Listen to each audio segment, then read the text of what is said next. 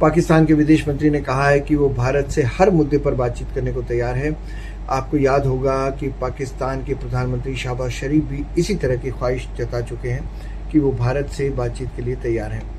लेकिन भाई, भारत बात करे तो किससे, ये बता दो ज़रा।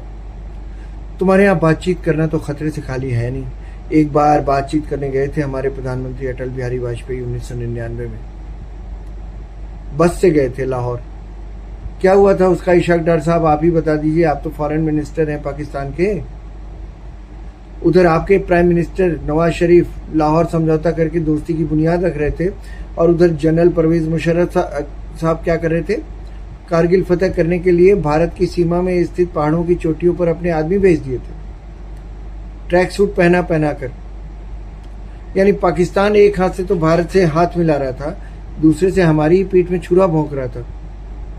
जब भारत को पता चला और प्रधानमंत्री अटल बिहारी वाजपेयी ने पाकिस्तान के प्रधानमंत्री को इस बाबत फ़ोन लगाया और पूछा कि ये क्या हो रहा है भाई, फरवरी के महीने में तो आपने मुझे अपने मुल्क बुलाकर हाथ मिलाया था और अब हमारी पीठ में छुरा भोंक रहे हैं, खंजर भोंक रहे हैं। नवाज शरीफ ने कहा मुझे तो कुछ नहीं मालूम, मुझे तो मालूम ही नहीं है, ये कैसे हो गया। परवेज मुशर्रफ मेरी कोई बात मानते नहीं है। हालांकि पाकिस्तानी सेना के अफसरों का कहना था कि नवाज शरीफ को सब पता था। बाद में जब जवाबी हमले में भारत की सेनाओं ने हमले किए तो पाकिस्तान के प्रधानमंत्री की रातों रात अमेरिका जाकर लड़ाई रुकवाने की मांग करने लगे। तो भाई एक बात बताओ, तुम्हारे यहाँ तो कमान कई लोगों के हाथों में होती है, तो बात किससे करें। बेसिक प्रॉब्लम ये है, पाकिस्तान के प्रधानमंत्री से या फिर उनके आर्मी चीफ से। ताकत तो आर्मी चीफ के ही हाथ में होती है, किससे करें बात। अगर पीएम से बात करें तो हो सकता है एक और कारगिल हो जाए। तुम्हारी लीडरशिप दोस्ती चाहती है तो फौज को लगता है कि दोस्ती हो गई तो फौज का क्या काम भला। तो फौज की अहमियत बनाए रखनी है तो भारत से झगड़े बनाए रखने होंगे, ये तुम्हारे यहाँ की सोच है। और झगड़ों का मतलब क्या, झगड़ों का मतलब टेररिज्म। हमारे कश्मीर के इलाके में टेररिज्म। तुम्हारी फौज को तो अपने लीडरान को शर्मिंदा करने में कोई हिचक होती नहीं देखो, लेकिन हम बेशर्म नहीं हैं। हमारी पीठ में छुरा तुम भोंकते हो तो हमारे मुल्क में सवाल किया जाता है कि जब तुम पाकिस्तान की असलियत जानते हो तब भी उन्हें गले लगाने क्यों चले गए भाई।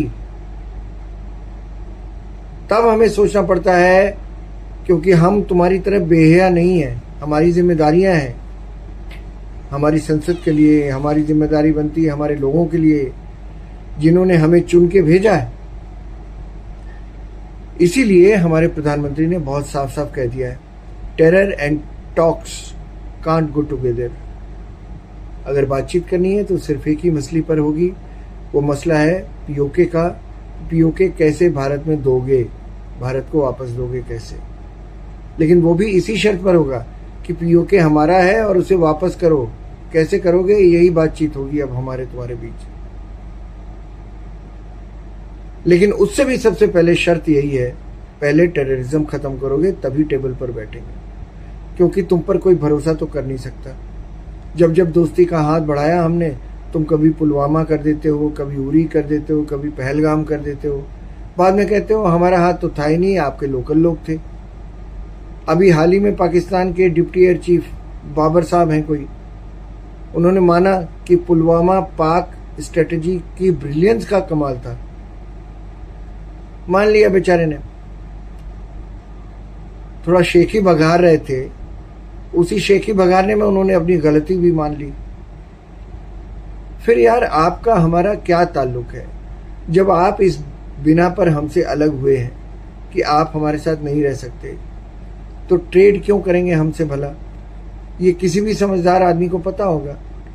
बातचीत क्यों करेंगे, टेबल पर क्यों बैठेंगे भाई, जब आप हमारे साथ मिलकर रह ही नहीं सकते थे, इसीलिए अलग भी हो गए 78 साल पहले, तो क्यों मिलना। लेकिन शायद आपका हमारे बगैर काम नहीं चलने वाला है, क्योंकि आपको भारत सिर्फ दुश्मन की हैसियत से चाहिए। पाकिस्तान को एक छोटा सा देश, हम तो छोटे नहीं हैं, उसके मुकाबले बहुत बड़े हैं, लेकिन एक कोई ऐसा देश चाहिए जिससे वो अपने लोगों को बताता रहे कि देखो हम फौज वाले हैं, हमारी ज़रूरत है, नहीं तो ये हमला कर देगा, तो तुम्हें बचाने वाला कोई नहीं है।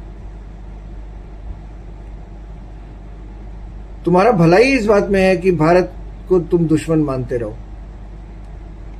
फौजों की जरूरत बनी रहेगी। अब अगर दोस्ती हो जाएगी तो फौजों पर आपका डिपेंडेंस खत्म हो जाएगा।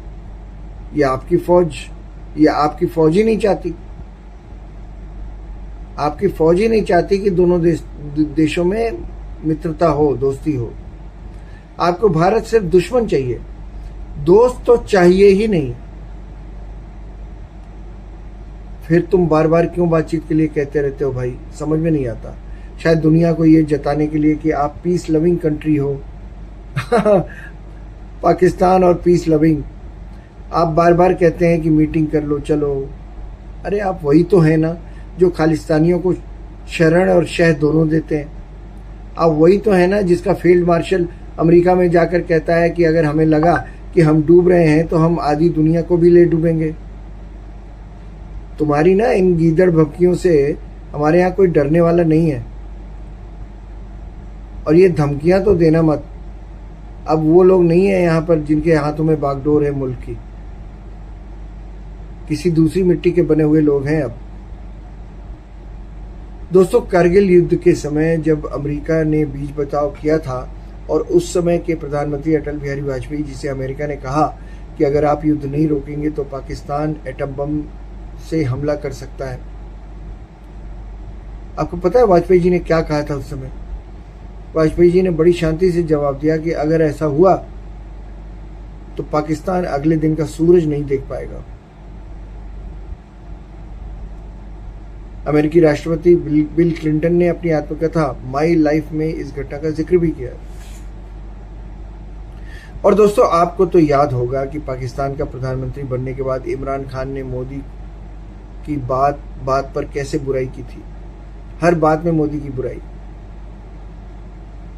और जब भारत ने कोई जवाब नहीं दिया तो कहने लगे आओ चलो बात कर लेते हैं, मेज पर बैठो। तो ये कहा सुनी बच्चों का तो खेल है नहीं ना कि रोज लड़ो रोज मिल लो। ऐसे नहीं है भाई। वही इमरान खान थे जिन्होंने शिकायती लहजे में कहा भी था कि मैंने तो मोदी जी को फोन लगाया भी, लेकिन वो फोन पर आए नहीं। अरे कैसे आएगा भाई? उसको हिटलर कहते थे ना तुम, नाजी कहते थे, नाजी गाली देते थे, फिर कहते हो फोन नहीं उठाया। अरे भाई, तुम में और मोदी में बहुत फर्क है स्टेचर का। मोदी का सबसे बड़ा हथियार ही उसकी चुप्पी है। तुम पता लगाते रह जाओ मोदी जी फोन क्यों नहीं उठा रहे। मोदी ने इन सब हमलों का सिर्फ एक जवाब दिया, आर्टिकल 370 खत्म करिए। अब छटपटा रहे हो तुम लोग। हालत ये है कि तुम्हारे पीओके को लोग भी, अब पीओके के लोग भी आज़ादी की बात करने लगे और हमारी ओर के कश्मीर में मिलने की बात करने लगे। तो भाई पहले कश्मीर में अपने बंदूकचिए भेजना बंद करो, बात तभी होगी। भारत अब नेहरू जी वाला मुल्क नहीं रहा कि खाला जान का घर है, आओ मारो चले जाओ। ये चैनल अच्छा लगे तो सब्सक्राइब कीजिए, लाइक कीजिए, शेयर कीजिए और कमेंट करके तो ज़रूर बताइएगा कि आपको कैसा लगा। फिलहाल मुझे दीजिए इजाज़त। नमस्कार।